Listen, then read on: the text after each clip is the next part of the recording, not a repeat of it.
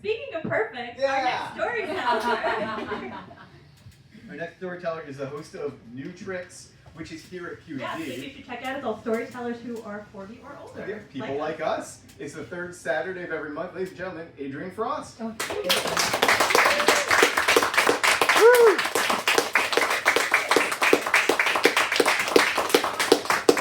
The third Sunday of every month.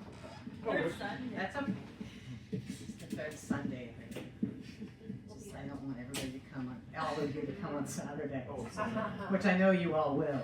yeah. Yeah. So, anyway, hi. Okay, so I grew up in the 80s, yay, and I grew up in Lafayette, Louisiana, another big yay, a small town which is not Baton Rouge or New Orleans, so it's smaller. It's a smaller town, and I was what you consider punk or alternative, which meant that I had like the asymmetrical haircut and a spit curl coming out on this side, and lots of piercings, which at the time was not normal.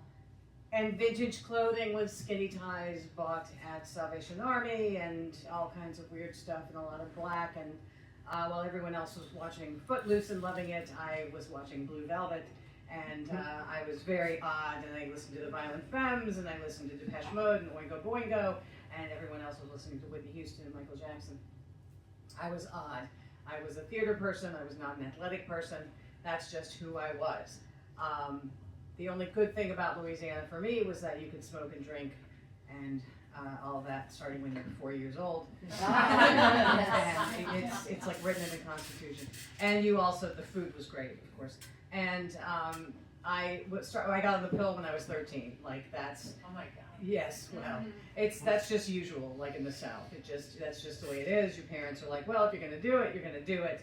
I came from a very dysfunctional household, very traumatic background, very just a fucked up kind of place. And the guys that I usually went for, though, were very sort of buttoned up, the kinds that I could sort of corrupt. And one of them, when I was in high school, was his name was Chris Romero. His full name was Robert Christian Romero, and he went to St. Thomas More Catholic High School.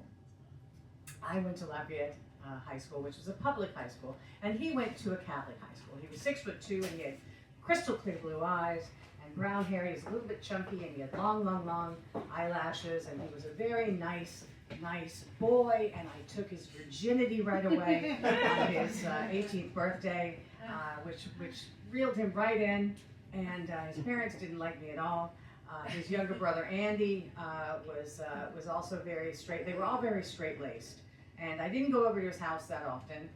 We mostly would sit in his driveway and talk, or we would do it in the back of his, I think he had a Toyota, and out, somewhere, we'd drive somewhere and do it like in the fields of Scott, Louisiana, or in my room with the door locked.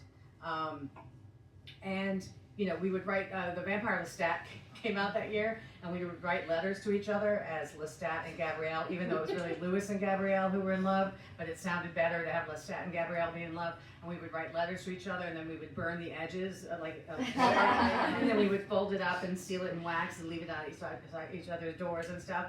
Like, it was really romantic, and we would do romantic things like that, and I would visit him at the Haagen-Dazs store where he worked, and all this kind of stuff. And his parents couldn't stand me. I mean, like, I was bad for him. I was terrible, and I wore black all the time, and I wore too much makeup, and I had red lipstick, and blah, blah, blah, blah, blah. And they knew that we were having sex somehow, and all this kind of stuff. And then I got pregnant. Oh. And I had to have an abortion. And, well, they didn't like that at all. That didn't jive with their Catholic sensibilities. And so they decided that we couldn't see each other anymore.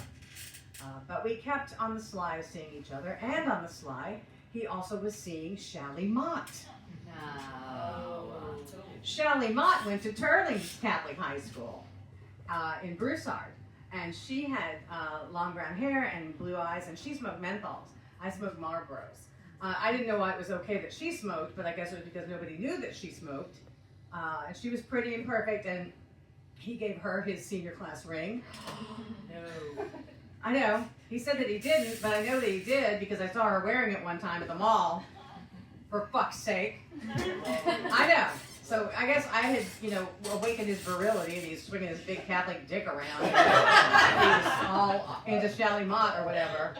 So he was breaking my heart at the same time, and he's messing around with Shalimar, and I had just had an abortion, and I wanted him to take me to prom, and he was like, I'm not taking you to prom, and he broke my heart into a million pieces, and then my parents paid him to take me to prom. What? Oh. I found out later that they had paid him to take me to prom, and he showed up that night for prom, and he took me out. We went to prom. I was so excited, and then we went to a friend of mine's apartment, and we messed around, and the next morning, he hadn't told his parents he was taking me to prom. The next morning, got into a fender bender, and he had to call his parents. So they knew that all of this had happened, and then they were like, we forbid you forever, ever seeing this woman. And all I wanted the whole time, all I wanted was just to be welcomed into his family and sit down to dinner with them, and just for somebody, anybody, to just take me in, take me by the hand, and just say, we love you as you are. We know that you're a hooker with a heart of gold. We know that you're a good person. We know that you're a nice person, because the more that you get thrown back to the wolves, the more that you feel like you're part of the pack. You know, the more that you feel like I'm shit, I'm bad, I'm the bad apple, I'm a piece of shit. The more that nobody's listening to you, the more that nobody's helping you, you start to feel like everything's raining down on top of you. And so there it was. He went away, and so I kept dating the straight-laced and kept being labeled a piece of shit. And all my life, my whole life, I dated good guys, I dated bad guys, etc., etc. And then a little bit later in life, after I got sober and things kind of cleared up as I grew up, Chris found me on social media, and by then things had kind of grown over as adults, and we became friends on social media, on Facebook, on Instagram.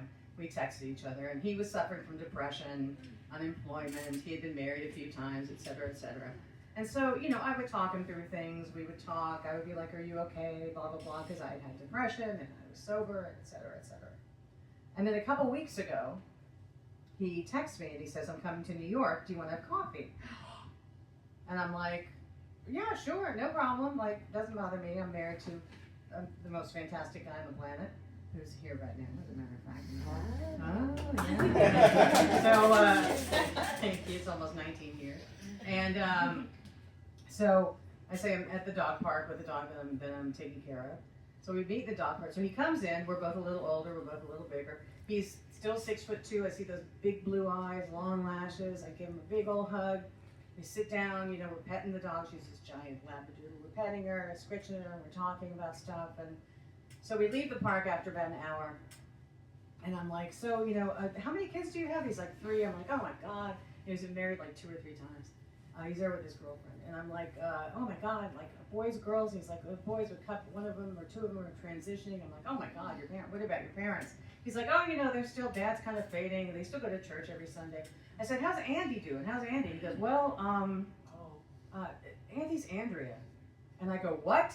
And he goes, yeah, she became Andrea about 7 years ago. And I go, oh my God, wow, well, good for her, that's fantastic. How are your parents with that? And he goes, well, there's not much they can do about it, And I said, wow, and I was the bad egg. Yeah. And he goes, you were never a bad egg. And suddenly, everything came flooding back. Everything, all of it from my youth, everything, every time any parent said, you can't see her anymore, you can't hang out with her anymore, don't call her anymore, she's bad, she's awful, she's a slut, she's bad.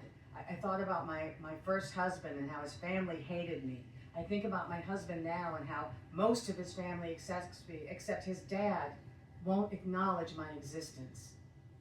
How sometimes I'm still considered a bad person because I say too much, because I wear a necklace that's a heart that says fuck on it.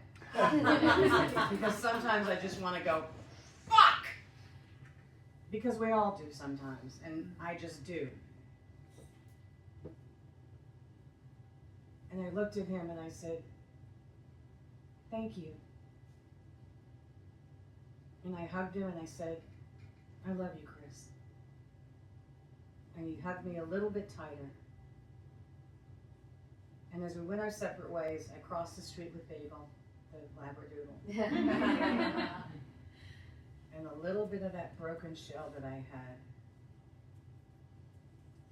started to heal. Thank you.